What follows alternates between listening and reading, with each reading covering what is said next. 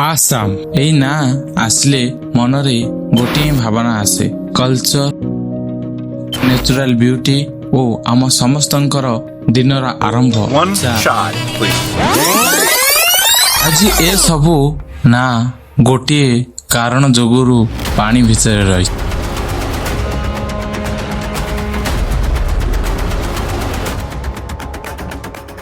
लक्ष लक्ष आसाम लोकों को जीवन आज हतव्यस्त। तो चलंतु जानिबा आसाम रे एही परिस्थिति काहेकि होईची ओ एही परिस्थितिर कारण कौन ओ एहाकू किपरि रोका जाई पारे ओ गवर्नमेंट एही समस्या को रोकिबा पाई कौन करिछि। सिर्फ बाढ़ की बात करें तो परिस्थितियां भी कैसी बनी हुई है आसाम? देखिए परिस्थितियां बहुत ही दुखद है, इसलिए आसाम एही नाटी बहुत लोक मानक पई अजଣା। तो चलंतु आमे जानिबा आसाम विषय रे प्रथमे तापरे आमे आसाम रो एही परिस्थिति विषय रे आलोचना करिबा।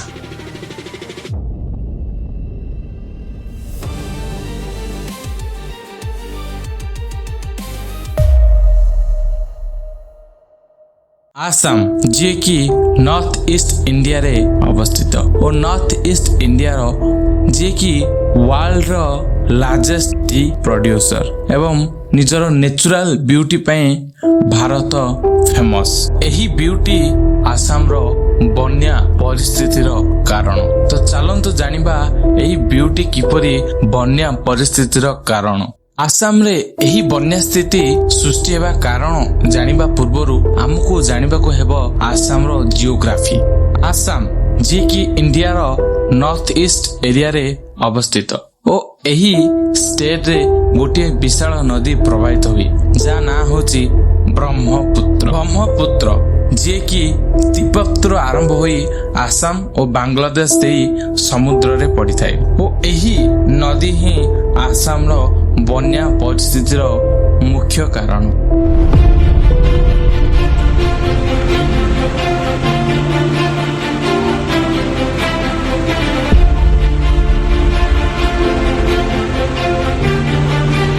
ब्रह्मपुत्र जे कि तिब्बत आरंभ होई आसाम शेष पर्यंत पर्वत द्वारा चारिपटे घेरी हुई रही। जेतेबेले मौसुन समय आसे सेतेबेले पहाड़ रे अत्यधिक वर्षा हेबा फल ब्रह्मपुत्र नदी जलस्तर वृद्धि पाई जाए। जेहेतु नदी पहाड़ रास्ता दे जाए से कारण वर्ल्ड रो सबुठारु बड़ नदी अर्थात अमेजन नदी ठारू भी अधिक पहाड़र बुड़ी माटी को सबुठारु अधिक बोई नौथुवा नदी होची ब्रह्मपुत्र जे कि वर्ल्ड सबुठारु दीर्घ नदी अमेजन ताठारु मध्य 5 गुणा अधिक एही गुड़ी माटी बोई नेते।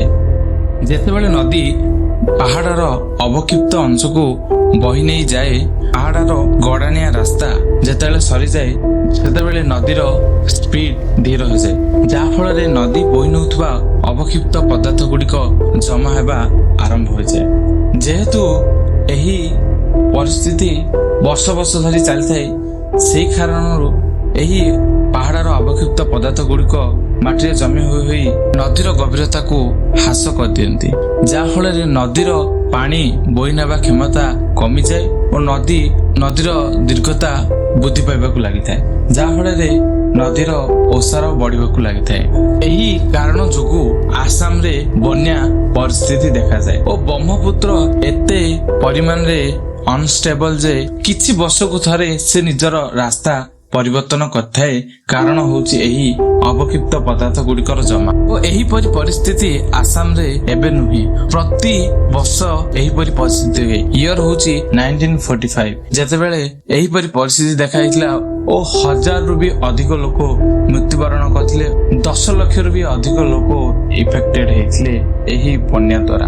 पुणी 2022 रे मध्य एही परि परिस्थिति देखाइतला ओ 181 जन मृत्युवरण करथिले ओ प्राय 5 लाख रु भी अधिक लोक affected हेथिले।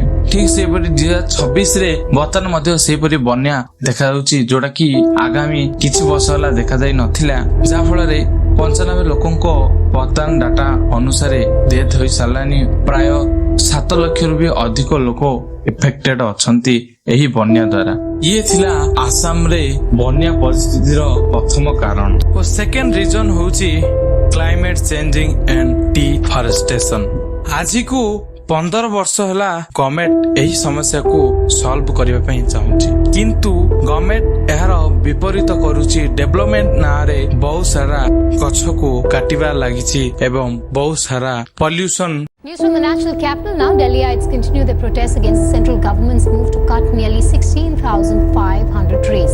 Protests are being carried out across the capital against the deforestation. Since the last assessment report, the scientific evidence has increased and emphasized based on observations of impacts, how the ecosystems and human society are changing under the influence of climate. ଫଳରେ climate changing ଦେଖାଯାଉଛି। ଯୋଉ ବର୍ଷା 3-4 ମାସରେ ହେବା କଥା 5ରୁ 6 ଦିନ ଭିତରେ ସେଇ ବର୍ଷା ହେଇଯାଉଛି, ଯାହା ଫଳରେ ଏହିପରି ପରିସ୍ଥିତି ଦେଖାଯାଉଛି। ଠିକ ସେହିପରି ନଦୀର ଚାରିପାଖରେ ଯଦି ଗଛ ରହିଥାଏ ତେବେ ନଦୀର ସ୍ପିଡ ସ୍ଲୋ ହୋଇଥାନ୍ତା, କିନ୍ତୁ ଯେହେତୁ ଡିଫରେଷ୍ଟେସନ ପାଇଁ ଏହି ସ୍ପିଡ ସ୍ଲୋ ହୁଏ ନାହିଁ ଓ ନଦୀର ପାଣି ବହୁତ ସ୍ପିଡରେ, ଯାହା ଫଳରେ ଏହିପରି ବନ୍ୟା ସ୍ଥିତି ଦେଖେଇବାର ସେକେଣ୍ଡ ରିଜନ।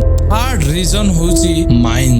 ଗଭର୍ଣ୍ଣମେଣ୍ଟ ମାଇନିଂ କରିବା ଫଳରେ ବିଭିନ୍ନ ପ୍ରକାର ଧୂଳି କଣିକା ଗୁଡିକ ପରିମାଣ ବୃଦ୍ଧି ପାଇଥାଏ, ଯାହା ଫଳରେ ନଦୀ ସେଗୁଡିକୁ ବୋଇ ଧରି ଆସେ ଓ ନଦୀର ଗଭୀରତା ହ୍ରାସ ପାଇଥାଏ, ଯାହା ଫଳରେ ଏହିପରି ବନ୍ୟା ସ୍ଥିତି ଦେଖାଯାଏ, ଯୋଉଟା କି ବହୁତ ବଡ।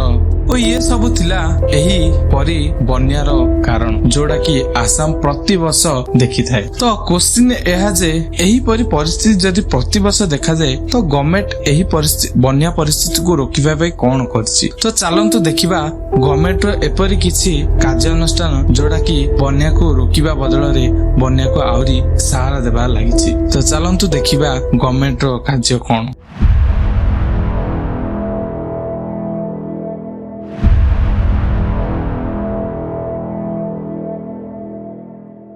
ଗଭର୍ଣ୍ଣମେଣ୍ଟ ଗୋଟେ ଯୋଜନା ଆରମ୍ଭ କରିଥିଲା। ଯୋଉ ବ୍ରହ୍ମପୁତ୍ର ନଦୀ ରହିଛି, ବ୍ରହ୍ମପୁତ୍ର ନଦୀର ଦି ପଟେ ବାଡ଼ ତିଆରି କରିବା, କଂକ୍ରିଟର ବା ମାଟିର ବା ପଥରର, ଓ ଏହି ବାଡ଼ ଦ୍ୱାରା ଆମେ ବନ୍ୟାକୁ ରୋକିପାରିବା। ଦେଖନ୍ତୁ କରିବା ବହୁତ ବଡ ରିସର୍ଚର ମାନେ କୁହନ୍ତି ଯଦି କୌଣସି ପ୍ରକାର ନଦୀକୁ ରୋକିବା ପାଇଁ ଚାହିଁବା ତାର ନେଚୁରାଲ ରାସ୍ତାକୁ, ତେବେ ବହୁତ ବଡ ଡିଜାଷ୍ଟର ହେଇପାରେ। ତା ସହିତ ଆମେ ଯଦି ନଦୀର ଦି ସାଇଡ ବାଡ଼ ତିଆରି କରିବା ତେବେ ନଦୀର ଓସାର କମିଯାଏ, ଯାହା ଫଳରେ ନଦୀର ପାଣି ନେବାର କେପାସିଟି କମିଯାଏ, ଯାହା ଫଳରେ ପାଣି ବଢିଯାଏ ଓ ଯେତେବେଳେ ପାଣିର ପରିମାଣ ବହୁତ ବଢିଯାଏ ସେତେବେଳେ ଏହି ବାଡ଼ ଡେଇଁ ପାଣି ବାହାରକୁ ଚାଲିଯାଏ ଓ ବାଡ଼ ସେପଟେ ବସବାସ କରୁଥିବା ଲୋକମାନେ ବନ୍ୟାର ପରିସ୍ଥିତି ଦେଖିଥାନ୍ତି ଓ ସେମାନଙ୍କର ଜୀବନ ହାନି ହୋଇଥାଏ। ତା ସହିତ ଆସାମରେ ଗୋଟିଏ ରାଜନୈତିକ ନେତା ଓ କଣ୍ଟ୍ରାକ୍ଟର ମାନଙ୍କର ଗୋଟିଏ ବହୁତ ବଡ ବିଜନେସ ଚାଲିଛି। କଣ ନା ପ୍ରତିବର୍ଷ ଆସାମରେ ବନ୍ୟା ହଉଥାଏ, ତ ସେଇ କାରଣରୁ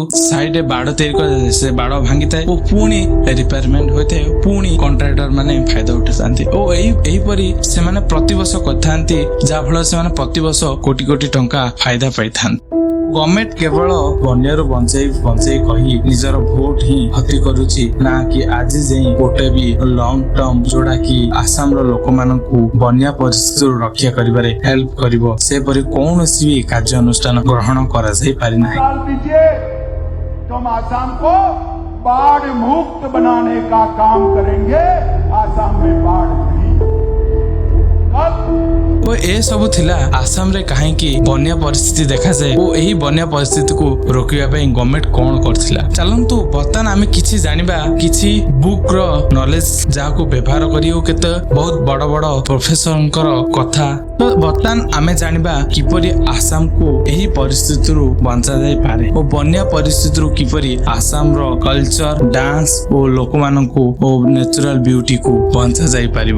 ଆମକୁ ଜାଣିବା ଦରକାର ଯେ ନଦୀ ଏପରି ଏକ ଜିନିଷ ଯାହାକୁ ରୋକିବା ବହୁତ କଷ୍ଟକର। ନଦୀର ରାସ୍ତାକୁ ରୋକାଯାଇ ପାରିବ ନାହିଁ। ଆମେ ନେଚର ଥିଲେ ସହ ଲଢେଇ କରିପାରିବା ନାହିଁ। ଆମେ ନେଚର ସହିତ କିପରି ବଞ୍ଚିବା, ଏଇଟା ହିଁ ବୁଦ୍ଧିମାନ ଏଜ କମ୍ପେୟାର ଟୁ ନେଚର ସହ ଲଢିବା ବା ନେଚର ଏଗନେଷ୍ଟରେ ଯିବା। आमे गोटे कंट्री को आर उदाहरण नहीं परिबा और से कंट्री रू किछि सिखि परिबा जाको आमे अप्लाई करी एही परिस्थिति रू किछि लाभ पाई परिबा। जापान जे कि वर्ल्ड रो सबुठार अधिक नेचुरल डिजास्टर होथबा कंट्री, तथापि आज जापान वर्ल्ड रे गोटे डोमिनेंट कंट्री। जापान एते डेवलप अछि एते सबो नेचुरल डिजास्टर पर भी। तो चलंतु जानिबा जापान रे किछि व्यवहार करथबा सिस्टम जाको इंडिया रे अप्लाई करबा सहित सबु स्टेट रे अप्लाई करबा दरकार बन्यार परिस्थिति को मुकाबला करिया पई। फास्ट होची हमकु जानिया पड़ियो जे आसाम रो को एरिया रे अत्यधिक बन्या परिस्थिति देखाउची ओ से एरिया रे लोक मानकर बस्ती स्थापन पई मना करबाक पड़िबो। सेकेंड होची एपरी जगह को चयन करबा दरकार बस्ती स्थापन पई जोडा कि समुद्र रो उठारु बहुत उच्चारे थिबो ओ से एरिया को बन्या परिस्थिति देखिबा बहुत कम बैठिबो। थर्ड हला हाई अलर्ट सिस्टम। गवर्नमेंट तरफरु एपरी एक सिस्टम तयारी करबा दरकार ना बन्या रो संभावना देखाले लोक मानकु तुरंत सूचना मिल जिवो, लोक माने तुरंत से प्लेस को जाई परिबे। एही किछि कार्यानुष्ठान को आमे निजे बा गवर्नमेंट जदि कार्य करन्ते तेबे बहुत गुडे लोकंको जीवन को आज बंचा जाई परिबो। जदि वीडियोटी भल लागितले और किछि भी वैल्यूएबल लागितले चैनल को सब्सक्राइब और वीडियोटी को लाइक करबा भूलंतु नहीं। जदि आपण मानकर केही भी वीडियोटी को लोक मानक सह शेयर करंतु, लोक माने भी एहार सिकंतु किपरि बन्या परिस्थिति निज को रक्षा करि परिबे।